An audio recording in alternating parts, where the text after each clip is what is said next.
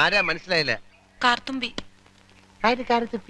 ആരും കാറ് തുപ്പിയൊന്നുമില്ല. എന്റെ പേരാ ഞാൻ പറഞ്ഞത്, കാർത്തുമ്പിന്ന്. നിന്റെ പേര് ഊരുന്ന് എനിക്കറിയണ്ട. എന്തിനാ വണ്ടി കയറിയിരിക്കുന്നതാ ചോദിച്ചേ?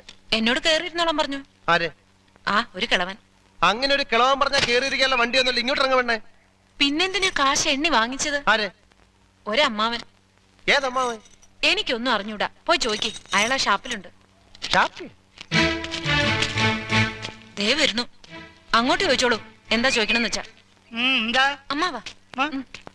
ദേ, ഇയാൾ എന്തൊക്കെയോ പറയുന്നു. മര്യാദയ്ക്ക് സംസാരിച്ച് ചവിട്ടേണ്ട. ഇയാളാണോ ഈ പെണ്ണിന്റെ കാശ് വാങ്ങിച്ചത്?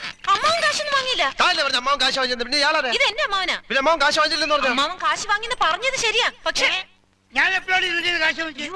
അമ്മാവൻ കാശ് വാങ്ങിന്നല്ല ഞാൻ പറഞ്ഞത്. പറഞ്ഞു അമ്മാവൻ കാശ് വാങ്ങിച്ചെന്ന് പറഞ്ഞു. എന്റെ അമ്മാവൻ കാശ് വാങ്ങിന്നല്ല ഞാൻ കാശ് വാങ്ങിച്ചത്.